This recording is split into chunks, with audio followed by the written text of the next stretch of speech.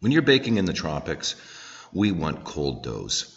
All of the stuff about having optimum dough temperature of 76 or 78 degrees, you can throw that out the window. Now, depending on the process that you're using, if you're using a process whereby you give it a first proof and then knock it back, you don't want your doughs too hot.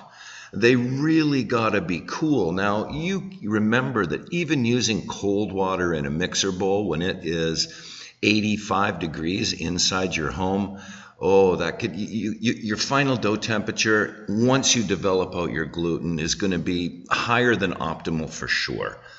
So you really got to watch your product. That yeast is going to start happening so quickly. We want to try to hold everything back and keep things kind of under control when we're dealing with baking in the heat. So ice water and ice is our friend. You can use even straight ice in your dough mixer up to about 20%. Top the rest off with ice cold water. And that should give you a nice final dough temperature where you can work with it nicely after the mixing process. Now, this is also part of the reason why I prefer the no-time dough method. It's quick, it's efficient, and there's not a lot of rest times, especially as we start dealing with the heats that are available in the tropics.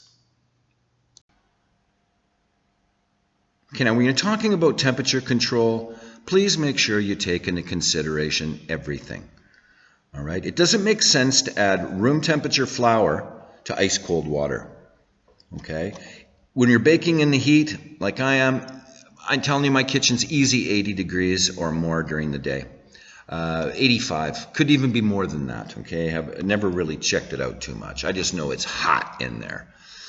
Now, you don't want to add room temperature flour into ice cold water, because you just do that before you've even started mixing. You've taken your ice cold water and you've warmed it up to kind of cool, or, you know, a little bit cold. Okay, and you haven't even started the mixing process yet. Now, as any baker knows, that once you start mixing, especially in the high heat, you can pick up a lot of temperature in that mixing bowl.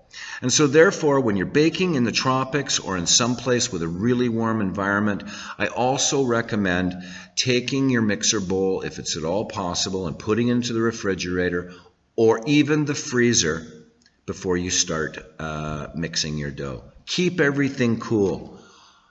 If you come in under optimum, you know, maybe, and let's just say that optimum is 76 to 78, like you see out there online. It's kind of a standard in the industry. If you come in at 73 or 72 degrees, don't think too much. Perfect. Gives you a little bit more time, a little bit more freedom and before your dough starts getting puffy and the yeast starts activating in it and all the rest of it. You can shape it nicer if you're doing a quick dough, no time recipe. Everything's better when you're not dealing with a dough that's aging before your eyes. Keep everything cool. The other thing I would do too is I would replace my oil that I had in my recipe with a good quality hydrogenated vegetable shortening. Now, there's many types of shortenings that are available out there for baking. They're easy to find. You can buy them online. We use them over here because I'm not sold on oil. I mean, it's nice to say, okay, I just used olive oil in my recipe. Okay, whatever. But if you want your bread to have some good eating quality for a few days and you want that crumb to stay nice and soft, the hydrogenated shortenings give you an emulsification effect. And that means that it binds up the water and holds the water in there. As you know, just adding oil and water don't really like to hang out together and will very quickly separate. And it's through that separation process that your product seems to stale a little quicker, well, a lot quicker. And this is where hydrogenated shortenings win, in my opinion, hands over fist, because they will lock up this water and keep your bread fresh for a longer period of time. Now, if you're using butter, and you know, you could be making cakes, maybe you're using it in your icing, maybe you're using it in your pie dough or your pie crust, Whatever the thing, it's good to get a good heat-stable butter. Don't just go down there and buy your standard butter off the shelf. Try to get something that is a little bit more heat-stable. Do a little bit of research, and you will understand the reason why in most hot climates, some type of heat-stable butter and shortenings are preferred by bakers.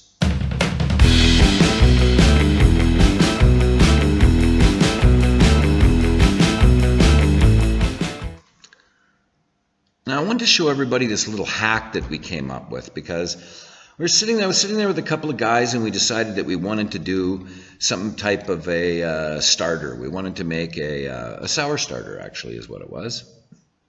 But we were having some trouble. I mean, it was just so bloody warm, you know. How the heck even when we tried to find the coolest locations in our homes, we just couldn't. These things were going crazy. Now, anybody who's ever done a sourdough starter knows that you don't want them to kind of go too far beyond peak. You want to kind of catch them at peak and keep refeeding them. But in the temperatures that we were dealing with, literally, I mean, we would have had to get up and take care of these like a newborn baby every 6 hours or 5 hours or something. The temperature here just gets that activity of that starter going so quickly that it was painful. And some of the other guys that I worked with, they didn't really like that idea. So we came up with this little hack. And the idea was to create a cool box. And you can quickly see styrofoam container. We got 2 blocks like these. You can buy these cool blocks that you freeze in your freezer, and we just stuck them underneath here. And we put it was a plastic pad in between that, and then we just put our starters right on top of it. It worked really, really good. We were able to keep our box temperature down to around 20, 21 degrees Celsius, 72 room temperature. And so it worked really, really good. Now, not only can you use this if you need to with a starter if you're trying, you can use it for pre-ferments. You can use it if you're going to bulk ferment your product for a while. Say you have to give your dough the 2 or 3 hours of sitting around. Well, you know what it's like in the heat. In the heat, things just move so quickly that if you could slow it down a little bit, it gives you a little bit more freedom, and you don't have to be stressed out about ruining your product because of the heat. This cool box has worked fantastic. Simple little process. Give it a try. Highly recommend it. Okay, in conclusion, keep all your ingredients cold, not just water. Keep your flour cold, keep your water ice cold, and if you can, refrigerate or freeze your mixing bowl. It will help you in the long term. Now, if you are mixing by hand, then refrigerated cold water should be okay. You don't get as much of the friction factor coming into play when you're hand kneading. But just be sensitive to it. Check your dough temperatures at the end of your hand kneading process, and make sure that you have a little bit slightly cool dough. Okay. Yeast. I recommend that you start with a maximum of 1%. I mean, don't go any more than that if you're used to using yeast. It's so hot here. Things move so quickly. You might even find that you will decrease that amount if you find that it's even moving too quick at that level. So play around with your yeast. Start at 1%. That's a nice kind of general guideline. And then maybe look at cutting it back if you just get too rapid yeast activity. Use a heat-stable shortening in butter instead of oil. Just generally good practice when you're here in the tropics.